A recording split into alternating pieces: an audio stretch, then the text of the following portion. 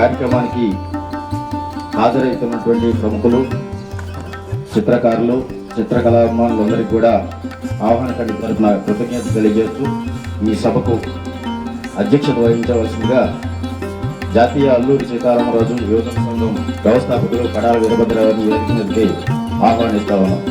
మహిళా commission chairperson శ్రీమతి వాసిరెడ్డి పద్మ గారిని వేదిక మీదకి రావాల్సిందిగా ఆహ్వానిస్తా ఉన్నాం. ప్రసిద్ధ కవి, రచయిత, చిత్రకారులు శీలా వీర్రాజు గారిని సాధారణంగా వేదిక మీదకి ఆహ్వానిస్తా ఉన్నాం. ఈరోజు చాలా మంచి రోజు, శుభదినం. అద్భుతమైన కార్యక్రమం ఇక్కడ జరుగుతుంది. దామెర్ల రామారావు గారు అంటే రాజమహేంద్రవరానికే కాదు, యావత్ ప్రపంచానికే తెలిసిన వ్యక్తి. ఆయన రాజమహేంద్రవరాన్ని ప్రపంచ స్థాయిలో ఖ్యాతి గడించే విధంగా దామెర్ల రామారావు గారు ఇక్కడ ఆర్ట్ గ్యాలరీ అన్ని కూడా కృషి చేశారు. దామెర్ల రామారావు గారు ఆ స్థాయిలో ఖ్యాతి ప్రచారం జరగడానికి కారణం వరద వెంకటరత్నం గారు.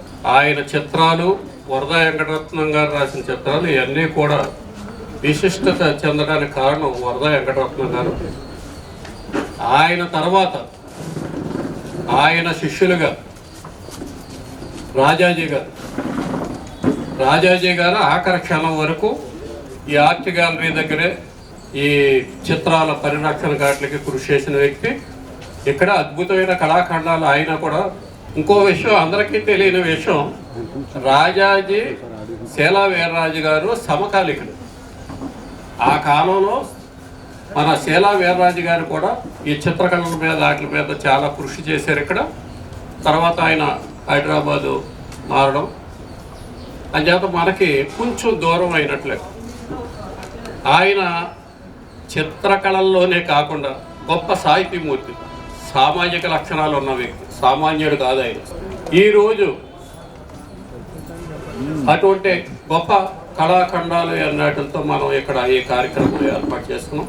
దీంట్లో అద్భుతమైన అవకాశం ఏంటంటే పక్కన నూతనంగా ఏర్పాటు చేసిన గ్యాలరీలో రాజాజీ గారి కళాఖండాలతో పాటు శీలా వీర్రాజు గారి పేరు మీద కూడా ఒక విభాగాన్ని పెట్టి ఆయనకి సంబంధించిన కళాఖండాలను కూడా అక్కడ ఏర్పాటు చేయడం జరిగింది.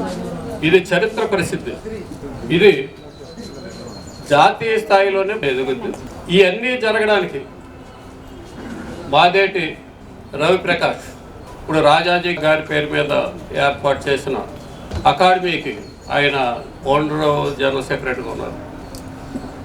ఆయన సర్వీస్ చేయడం కాదు, ఇంకో గొప్ప విషయం ఏంటంటే ఆయన త్యాగం కూడా దీంట్లో సామాన్యం కాదు. రాజాజీ గారి కళాఖండాలని సేకరించడంలో, అలాగే శీలా వీర్రాజు గారిని ఒప్పించి ఆయనకి సంబంధించిన కళాఖండాలను తీసుకొచ్చి అక్కడ పెట్టడంలో ఎంతో కృషి చేయడమే కాకుండా రాజాజీ గారి కళాఖండాలు దాదాపు లక్షలో విలువలు చేసే కళాఖండాలు, లక్షల విలువ చేస్తాయి. అయ్యి మరి ఇది త్యాగపూరితంగానే అవన్నీ తీసుకొచ్చి నీకు గ్యాలరీలో పెట్టడం జరిగింది. అది త్యాగమే అయింది. రవిప్రకాష్ త్యాగమే. ఆ త్యాగంతోనే నిత్యం ఆయన ఈ కళల మీదే తపనతో నిత్యం ఆలోచిస్తూ ఏం చేయాలి, గ్యాలరీని కూడా అభివృద్ధి చేయడంలో కూడా ఏం చేయాలని, దానికి అనుబంధంగా చిన్న గ్యాలరీని కూడా ఏర్పాటు చేయాలని, మొత్తం ఇదంతా అభివృద్ధి చేయాలని ఒక కాంక్షతో మీకు రవిప్రకాష్ కృషి చేస్తున్నాడు. ఈ సందర్భంగా నేను ఆయన్ని అభినందిస్తున్నాను. ఇప్పుడు ఈ కార్యక్రమంలో మనకి ఇక్కడ ఉన్న అందరూ కూడా గొప్పవాళ్ళు, సామాన్యులు ఎవరు లేరు. మనకి ఈ పక్కన ఉన్న మనకి రాష్ట్ర గిరిజన సంక్షేమ శాఖ డైరెక్టర్, అంతేకాదు ఆయన గొప్ప సాహితీవేత్త, గొప్ప చిత్రకారులు కూడా, అందరికీ సంబంధాలు. అలాగే పద్మగారు కూడా, ఆవిడికి ఈ చిత్రకళల మీద అనుభవం ఉంది. అది కాకుండా సాహితీవేత్త కూడా పద్మగారు, రాజమండ్రికి సుపరిచితులు. శీలా వీర్రాజు గారు, అలాగే వీర్రాజు గారి సతీమణి కళల మీద అలాగే సాహిత్యం మీద కూడా ఎంతో అనుభవం ఉంది. ఆవిడకి సుభద్రమాదేవి గారికి సామాన్యమైన వాళ్ళు కాదు. అంచేత ఈ సందర్భంగా ఈ కార్యక్రమం జరగడం ఎంత అదృష్టం. దానికి నేను అధ్యక్షత వహించడం నాకు అదృష్టం కింద భావిస్తున్నాను. ఈ సందర్భంగా ముందుగా మనకి డైరెక్టర్ గారిని అలాగే చెనవీరభద్రుడి గారిని మాట్లాడవలసిందిగా. సభాధ్యక్షులు పెద్దలు వీరభద్రరావు గారు ఈనాటి కార్యక్రమాలకి ముఖ్య అతిథిగా ఇచ్చేసి శీలా వీర్రాజు గారి చిత్రకళా గ్యాలరీని ప్రారంభించినటువంటి పెద్దలు, మా మిత్రులు, ఆంధ్రప్రదేశ్ రాష్ట్ర మహిళా కమిషన్ చైర్పర్సన్ గారు వాసిరెడ్డి పద్మ గారు, పూజ్యులు, కళాకారులు, సాహితీవేత్తలు, జాతి గర్వించదగినటువంటి దంపతులు శీలా వీర్రాజు దంపతులకి, నా మిత్రుడు మరొక రచయిత రవీంద్ర గారు, అలానే కళాశాల ప్రిన్సిపాల్ గారు, రాజాజీ చిత్రకళా పరిషత్ వ్యవస్థాపక కార్యదర్శి గారు, తదితర వాద్యులు అందరికీ నా నమస్సులు. అదేవిధంగా ఈరోజు ఇక్కడ విచ్చేసినటువంటి రాజమండ్రి పుర ప్రముఖులకి, చిత్రకళాభిమానులకి నా హృదయపూర్వకమైన స్వాగతం. ఈరోజు చాలా సుదినం. ఎందుకంటే నేను 40 ఏళ్ల కింద రాజమండ్రి వచ్చిన కొత్తలో నేను ఒకసారి దామెల్ల రామారావు చిత్రలేఖనాలు చూద్దామని వస్తే అవన్నీ కూడా 2 పేర్లు అప్పుడు నేను రాజమండ్రి వచ్చినప్పుడు ఖచ్చితంగా చూడాలనుకున్నది. నేదురు గంగాధరం గారు సేకరించినటువంటి వాంగ్మయం కూడా ఇక్కడే ఉంది అని చెప్పారు. రామారావు గారి బొమ్మలు కూడా ఉన్నాయని అంటే నేను వస్తే బహుశా మరి ఎక్కడో ఈ దరిదాపులు ఏదో ఒక భవనానికి వెళ్ళాను. అక్కడ అవన్నీ కూడా గోడ పక్కన పేర్చి ఉన్నాయి, ప్రదర్శనగా లేవు. తర్వాత చాలా కాలం పాటు రామారావు గారి చిత్రకళ ప్రదర్శన చేయాలి, గ్యాలరీ పెట్టాలని అంటూ ఉండడం, ఎక్కడో పత్రికల్లో చదువుతూ ఉండడం చూశాను నేను. ఇలా ఒక గ్యాలరీగా ఏర్పాటు చేసిన తర్వాత మొదటిసారి చూడటం.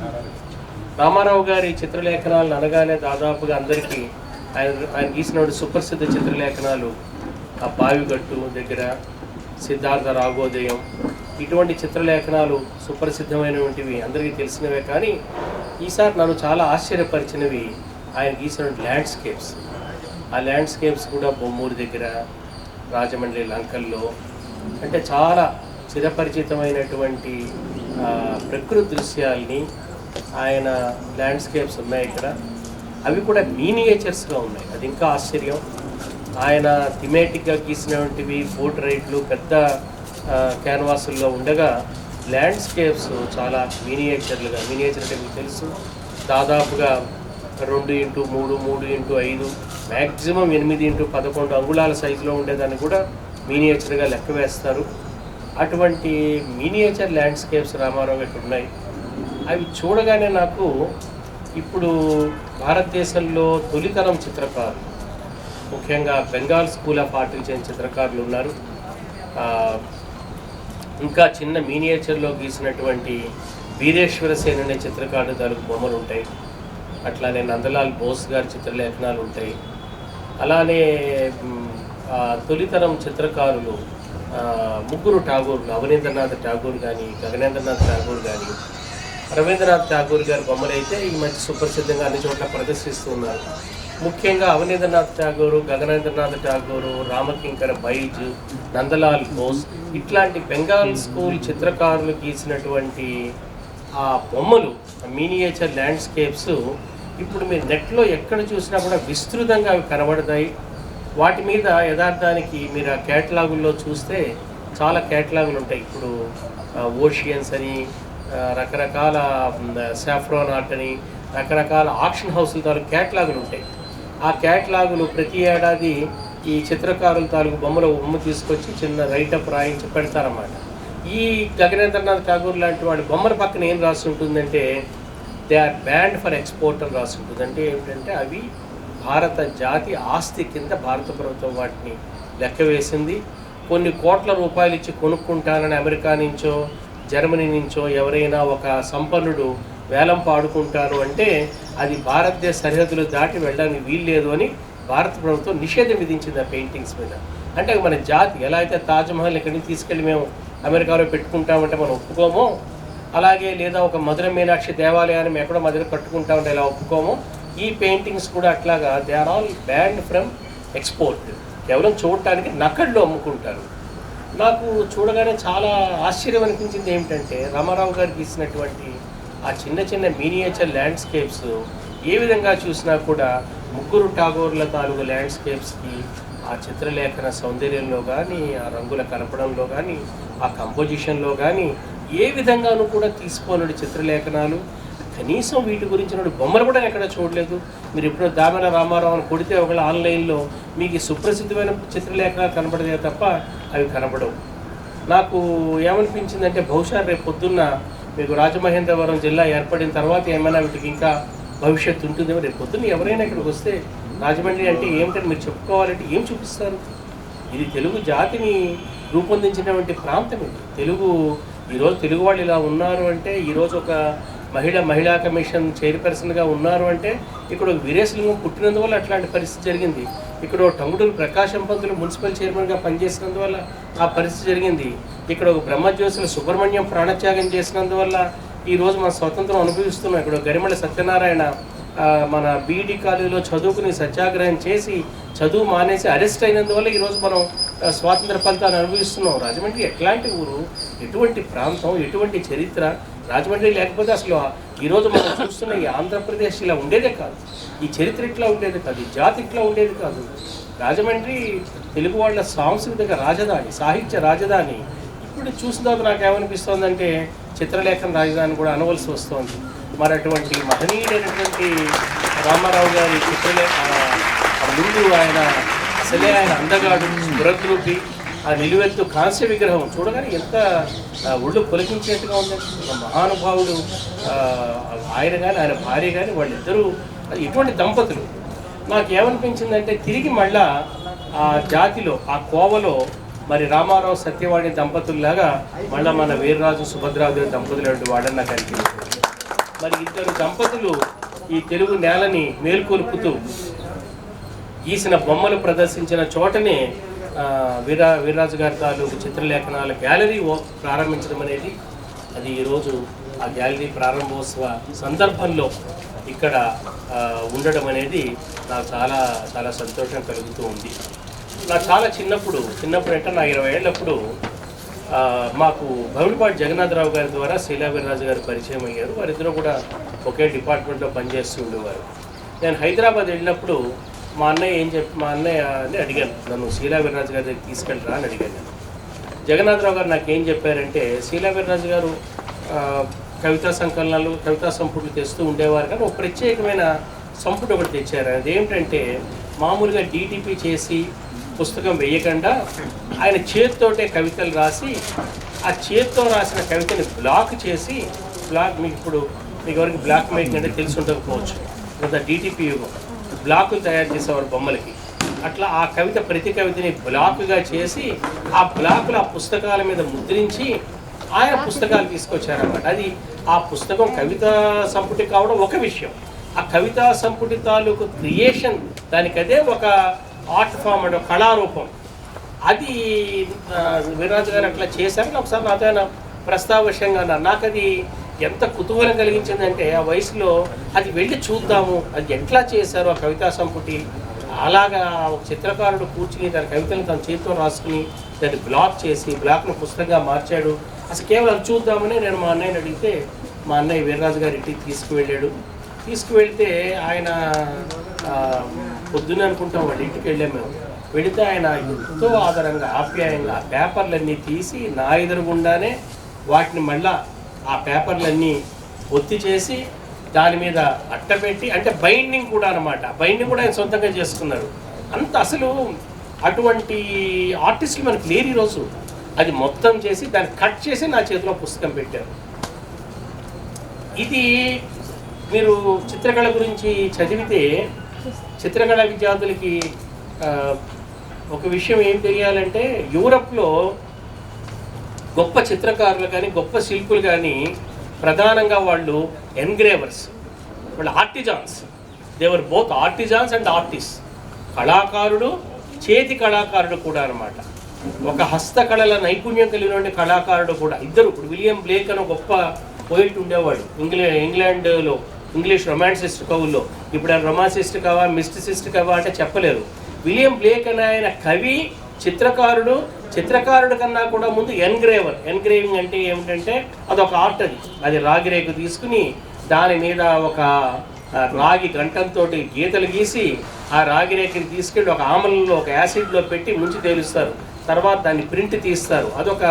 ఆ ప్రింట్ టెక్నిక్ అనేది ఒక పెద్ద ఆర్ట్. యథార్థానికి నేను చాలా కాలం నేను తప్పించాను, ఎవరైనా నాకు ప్రింట్ మేకింగ్ నేర్పుతారా, పోయి నేర్చుకుందాం, సెలవు పెట్టి నేర్చుకుందామని అంత కోరిక ఉంటుంది ఒకటి ప్రింట్ మేకింగ్ చదివినప్పుడు. అట్లాంటి ఒక ప్రింట్ మేకర్ వీర్రాజు గారు. ఆయన ప్రింట్ మేకర్, ఆయన కవి, ఆయన చిత్రకారుడు, రచయిత. నేను తిరిగి వచ్చిన తర్వాత జగన్నాథరావు గారితో చెప్పాను, నేను ఇలా వెళ్ళాను, కలిసాను, ఇట్లా ఇచ్చారంటే ఆయన చాలా సున్నితమైన మనిషి, నువ్వు ఆయన రాసిన మైనా నవల చదివితే ఇదే చెప్తున్నావు, మైనా నవల చదివితే నువ్వు ఏమవుతావు, ఎక్కడ దొరుకుతుంది అంటే ఇప్పుడు ఎక్కడా దొరకట్లేదు, నా దగ్గర ఒకే ఒక పర్సనల్ కాపీ ఉంది. ఆయన ఇప్పుడు పశ్చిమ గోదావరి జిల్లాలో పనిచేసేవారు. సరే కాకినాడ వచ్చినప్పుడు ఒకసారి ఆయన పట్టుకొచ్చారు, ఆ పుస్తకాన్ని నీట్గా బైండ్ చేయించి పెట్టుకున్నారు, ఆయన పర్సనల్ కాపీ కాబట్టి. ఆయన మా ఇంటికి వచ్చినప్పటికీ సాయంకాలం 7, 8, 9 అయింది. ఆయన ఏం చెప్పారు, నేను పొద్దున్నే మళ్ళీ వెళ్ళిపోతానయా, నేను ఈ బుక్ మళ్ళీ పట్టుకెళ్ళిపోతే ఎవరికి వదలుచుకోవట్లేదు నేను, మరి నువ్వేమైనా చదివితే రాత్రి చదువు అంటే ఆ రాత్రి అందరూ నిద్రపోయిన తర్వాత వంటింట్లో కూర్చుని, ఎందుకంటే లైట్ వేస్తే చక్కగా నిద్రపోలేరు, వంటింట్లో తలుపు దగ్గరికి వేసి లైట్ వేసుకుని రాత్రి ఆ పుస్తకం నేను చదివాను. అటువంటి హీరో మాట్లాడారు వీర్రాజు గారు, హీరో మా కళ్ళల్లో. ఆ పుస్తకం చదివినటువంటి, ఆ మైనా చదివినటువంటి ఆ జ్ఞాపకం కొన్ని సంవత్సరాల పాటు నాతో ప్రయాణించింది. అటువంటి ఒక మహానుభావుడు. వాళ్ళ ఇంటికి వెళ్ళాను ఒక రోజున హైదరాబాద్లో. వాళ్ళ ఇంటిని మన ఇల్లు అనకూడదు, అది ఇల్లు కాదండి, దానికి అది ఒక మ్యూజియం. అంత అపురూపమైనటువంటి కళా ప్రదర్శనశాల మీకు కనపడుతుంది. అందులో అడుగడుగునా కూడా అపురూపమైనటువంటి లోహ, దారు, శిల్పాలు, గోడల మీద చిత్రలేఖనాలు, పుస్తకాలు. మీరు అందులో అడుగు పెట్టగానే ఒక అత్యున్నత సంస్కృతి కలిగినటువంటి ఒక ఇంట్లో అడుగు పెట్టాలని భావన కలుగుతుంది. ఒకప్పుడు బెంగాల్లో మనం పునరుజ్జీవనం అంటాం. పునరుజ్జీవనం ఎట్లా అవుతుందండి? పునరుజ్జీవనం ఎట్లా జరుగుతుంది? సినిమాల వల్ల వస్తుంది పునరుజ్జీవనం. ఇప్పుడు మనం మాస్ కల్చర్ యుగంలో ఉన్నాం. మాస్ కల్చర్లో ఏమిటంటే కొన్ని లక్షల మందిని, కొన్ని వేల మందిని, లక్షల మందిని ఉర్రూతలోగించే స్టెప్పులు, డ్రమ్ములు, బీట్లు, పాటలు ఉంటేనే కల్చర్గా మనం భావిస్తున్నాం. నేను దాన్ని తక్కువ చేయట్లేదు, అది ఒక విభాగం. కానీ ఏ కాలంలో అయినా కూడా ఫైన్ ఆర్ట్ అని ఒకటి ఉంటుంది. ఫైన్ ఆర్ట్ అంటే లలితగా, సున్నితంగా, మృదువుగా, మెత్తగా, ఒక సన్నజాజి పరిమళంలాగా. అది ఒక కళ, అది ఒక కళారూపం. అది చాలా కొద్ది మంది మాత్రమే రసజ్ఞులు దానిలోకి ప్రవేశించే అర్హత లభిస్తుంది. అందరికీ ఆ టికెట్ దొరకదు. అటువంటి ఒక లలిత కళా ప్రపంచం, లలిత కళా మూర్తులు లేకుండా పునరుజ్జీవనం రాదు. కేవలం మాస్ కల్చరే ఉంటే ఏమవుతుందంటే మాస్ హిస్టీరియా వస్తుంది. అక్కడ ఎవరినైనా సరే రెచ్చగొట్టవచ్చు, ఎవరినైనా సరే కొన్ని క్షణాల పాటు లేదా కొన్ని గంటల పాటు ఎవరినైనా సరే మభ్యపెట్టవచ్చు. అలా మభ్యపడకుండా ఉండాలి అంటే, ఎంతటి ఉద్రేకంలో అయినా మనం నిలబెట్టుకోవాలి అంటే మనకు లలిత కళ కావాలి. అటువంటి లలిత కళ తాలూకు, లలిత కళ సాధకుల తాలూకు సంస్కృతి ఎలా ఉంటుంది, వాళ్ళ జీవితం ఎలా ఉంటుంది అనడానికి వీర్రాజు గారు, సుభద్రాదేవి గారు ఉదాహరణ. ఒకప్పుడు కుందుర్తి గారు, ఆయన కూడా ఐఎన్పిఆర్ డిపార్ట్మెంట్లో పనిచేశారు. కుందుర్తి గారు వచన కవిత పితామహుడిగా, వచన కవిత ప్రచారకుడిగా, ప్రవర్తకుడిగా పేరు పొందిన ఆయన ఏం చేశాడంటే వచన కవితలో కథాకావ్యాలు నిర్మిస్తే బాగుంటుందని ఆయన చెప్పాడు. చాలామంది ఏమన్నారంటే వచన కవిత కథాకావ్యం ఒకదానికొకటి కుదరవు, కథాకావ్యం అనేది వచన కవితలో తేలం, పద్య కవితలో తేగలుగుతాం అన్నారు. అలా కాదు, వచన కవితలో కూడా మనం కథాకావ్యాన్ని నిర్మించవచ్చు అని కుందుర్తి గారు అన్నారగాడు వీర్రాజు గారి పుస్తకాలు రాశారు. ఆయన తెలుగులో తొలి వచన కవిత కావ్య నిర్మాత కూడా.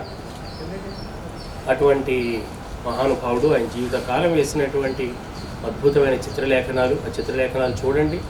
వాటిలో నాకు ఆయన తాలూకా ఆ పుస్తకాలు కూడా పంపించారు. వాటిలో నన్ను చాలా ఆకట్టుకున్నది ఏమిటంటే ఆయన మనం ఈరోజు చెప్పేటటువంటి ఈ మార్జినలైజ్డ్, డౌన్ ట్రాడన్ లైఫ్ను ఆయన అందులో వేస్తవాళ్ళు, చెప్పులు కుట్టేవాళ్ళు, జుట్టు కత్తిరించేవాళ్ళు. అంటే ఇవన్నీ కూడా శ్రీశ్రీరాసిన అగ్గిపుల్ల, కుక్కపిల్ల, సబ్బు బిళ్ళ, కాదేది, కవిత కరణం అన్నాడు. కానీ చిత్రకారులు వాటిని స్వీకరించడానికి ఇష్టపడలేదు. ఈ వీర్రాజు గారు బొమ్మలు వేసినప్పటికీ చిత్రకళలో సుందరమైనటువంటివి, సుందరమైన వస్తువులు మాత్రమే చిత్రకళలో రావాలనుకునే రోజుల్లో ఆయన ఒక హెయిర్ కటింగ్ని, లేదా ఒక చెప్పులు కుట్టడాన్ని, లేదా ఒక బళ్ళు లాగడాన్ని, ఇలాంటి కాయ కష్టంతో కూడినటువంటి చాలామంది నిమ్మ వృత్తులు, నీచ వృత్తులు అనుకునే వాటిని ఆయన ఒక సుందరమైనటువంటి చిత్రలేఖనాలుగా మలిచారు అంటే అది మామూలు విషయం కాదు. ఈవేళ మనకి ఇటువంటి వాటితో ప్రాబ్లం ఏంటంటే ఇవి ఆ టైంలో 10 మంది తెలియకపోతే తర్వాత బహుశా ఒక 60 ఏళ్ల తర్వాత 50 ఏళ్ల తర్వాత ఆయన ప్రదర్శన పెట్టినప్పుడు ఇవి మిమ్మల్ని వెంటనే నిశ్శేషం చేయకపోవచ్చు, కానీ చారిత్రకంగా చూసినప్పుడు ఆయన చాలా it was a pioneering effort, మామూలు ఎఫర్ట్ కాదది, చాలా ఆశ్చర్యకరమైన ఎఫర్ట్. తర్వాత ఆయన చాలా ఆ వర్ణ లేపనం కాండ్రేగుల నాగేశ్వరరావు గారు ఆయన పుస్తకానికి ఒక పుస్తకాన్ని ముందు మాట రాస్తూ చాలా స్పష్టంగా రాశారు. మనకి ఏమిటంటే మనది ట్రాపికల్ క్లైమేటు, మన గాలిలో ఎండ చాలా, సూర్యకాంతి చాలా ప్రకాశమానంగా ఉంటుంది. కాబట్టి మనకి ఏంటంటే బ్రైట్ కలర్స్ అనేది మన దేవుడిచ్చిన వరం మన చిత్రకారులకి. ప్రపంచ ప్రసిద్ధి చెందినటువంటి వాన్గోని చిత్రకారుడు ఉండేవాడు. ఆయన డచ్ చిత్రకారుడు. డచ్ అంటే నెదర్లాండ్స్ అనమాట, అది యూరప్కి పైన ఉంటుంది. అక్కడ దాదాపుగా 9 నెలలు చీకటిగానే ఉంటుంది, ఎందుకంటే అది మోడరేట్ క్లైమేట్ కన్నా పైన ఉండేటువంటి ప్రాంతం అది జాగ్రఫీలో. వాళ్ళకి సూర్యకాంతి ప్రకాశమానంగా ఉండదు. ఆయన తర్వాత ఆయన అస్వస్థుడై ఆయన తీసుకువెళ్ళి దక్షిణ ఫ్రాన్స్లో ఆర్లెస్ అనే చోట ఒక మానసిక వైద్యశాలలో ఆయన పెట్టారు. అక్కడ ఆ దక్షిణ ఫ్రాన్స్కి వెళ్ళేటప్పటికి ఆయన మానసిక వైద్యశాల చుట్టూ ఎటు చూసినా కూడా విరగపండినటువంటి గోధుమ చేలు, పొద్దుతిరుగుడు తోటలు, అపారమైనటువంటి సూర్యకాంతి, అవి చూడగానే ఆయన తన చిత్రలేఖనాలన్నింటిలో కూడా బంగారు రంగు వర్షింపజేశాడన్నమాట. ఆ గోల్డ్ చూస్తే మనకి బంగారాన్ని పంట పండించడం అంటే అర్థమవుతుంది మనకి. వాన్గో దక్షిణ ఫ్రాన్స్లో ఉండగా గీసిన బొమ్మలు చూస్తే మనకి అంత వెతుకులాట అవసరం లేదు. భగవంతుడు మనకి స్వయం సిద్ధంగానే మన అదృష్టం కొద్దీ మనకు అపారమైనటువంటి సూర్యకాంతిని అందులోనూ మన కోస్టల్ క్లైమేట్ దగ్గరగా ఉన్న వాళ్ళకి మరింత నిర్మలమైనటువంటి, మరింత ప్రకాశవంతమైనటువంటి సూర్యకాంతి మనకు లభ్యమవుతుంది. కాబట్టి చిత్రకారులు బొమ్మలు గీయాలనుకున్న వాళ్ళకి రాజమండ్రి, కాకినాడ, విశాఖపట్నం, విజయవాడ, మచిలీపట్నం లాంటి ఊళ్ళ కన్నా మించిన ఊళ్ళు మరొకటి లేవు. గిరిధర గౌడన్ ఒక ఆయన ఉన్నాడు. ఆయన తెనాలి దగ్గర ఒక ఊళ్ళో ఉంటాడు. నేను ఆయన ఇంటికి 3-4 సార్లు వెళ్ళాను. ఆయన ఒక తపస్వి. నేను చెప్పాను, నువ్వు గోలోకంలో నివసిస్తున్నటువంటి వాడివి, నువ్వు బొమ్మలు వేసుకుంటున్న బమ్మెరపోతాను అని చెప్పాను నేను. ఆయన మినియేచర్ బొమ్మలు గీస్తాడు. ఆయన మినియేచర్లో బంగారంతో గోల్డ్ని ఒక కలర్ కావడానికి బొమ్మలు గీస్తాడు. సో ఈ కోస్టల్ ఏరియాలో ఆర్టిస్టులకి పంట అనమాట. వీర్రాజు గారి బొమ్మల్లో మీరు చూస్తే నాగేశ్వరరావు గారు రాశారు, కాండ్రేగుల నాగేశ్వరరావు గారు. అందుకని మీకు చెప్తాను, మళ్ళీ ఒకసారి చూడండి. ఆ ప్రకాశవంతమైనటువంటి ఆ ప్రైమరీ కలర్స్ అంటే రెడ్, బ్లూ అంటే బ్లూ బదులు గ్రీన్ అనుకోండి, ఆ రెడ్, ఎల్లో, గ్రీన్ లేదా రెడ్, ఎల్లో, బ్లూ, ఆ రంగులు ఎంత ప్రకాశమానంగా ఆయన బొమ్మలో కనబడుతున్నాయంటే ఆ గ్యాలరీ మొత్తం అంతా కూడా ఆ బొమ్మల కొలువు అనే కన్నా కూడా రంగుల కొలువుగా కనిపిస్తూ ఉంది. అది ఆ చిత్రలేఖనాలు వీర్రాజు గారు రాజమండ్రికి ఇవ్వటం అనేది ఆయన పుట్టిన ఊరు రుణం తీర్చుకున్నట్టు ఆయన వైపు నుంచి. కానీ రాజమండ్రి వైపు నుంచి రాజమండ్రి తాలూకు అదృష్టం అది, భాగ్యం అది.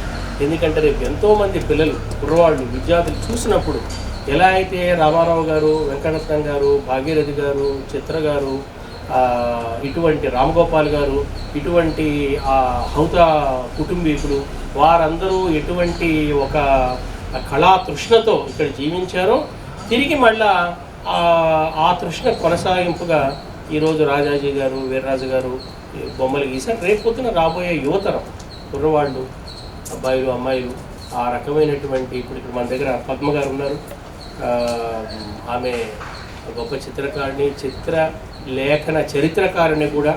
బిఏ రెడ్డి గారి మీద గోల్డెన్ ప్యారెట్ అనే పుస్తకం రాస్తే నన్ను ముందు మాట రాయమని అడిగితే నేను రాశాను కూడా. బిఏ రెడ్డి గారు కూడా ఒక మహానుభావుడు.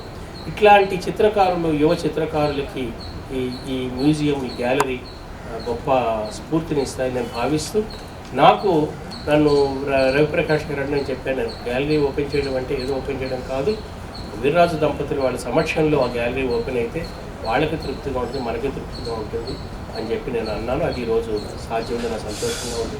పద్మగారి ఇక్కడ ఉన్న సంతోషం. మేమంతా ఒకప్పుడు ఇక్కడ కలిసి అక్షరాభ్యాసం చేసిన వాళ్ళం. మేము సాహితీ వేదిక అనే సంస్థ, నేను ఎప్పుడు చెప్తుంటాను, రాజమండ్రి నా యూనివర్సిటీ అని. సో ఆ రకంగా మేము యూనివర్సిటీలో కలిసి పీజీ చదివామని చెప్పుకోవచ్చు మేము. ఇటువంటి ఇది ఒక చరిత్ర. రేపు పొద్దున్న ఒక 30-40 ఏళ్ళు పోయిన తర్వాత ఎవరో చిత్రకారుడు, ఆ రోజు మేము వీర్రాజు గారి గ్యాలరీ ఓపెనింగ్ రోజు నా గ్యాలరీ చూసామండి, అది నేను చిత్రకారుడిగా మార్చిందని చెప్పి ఎవరో చిత్రకారుడు వస్తాడు, అతను రాసుకుంటాడు చరిత్ర. అటువంటి ఒక చారిత్రాత్మక ఘట్టంలో పాలు పంచుకున్నందుకు నాకు చాలా సంతోషంగా ఉంది. ఇందుకు కారకులైనటువంటి సంస్థ వారికి మరొక మారు నా ధన్యవాదాలు తెలియజేసుకుంటూ సెలవు తీసుకుంటాను.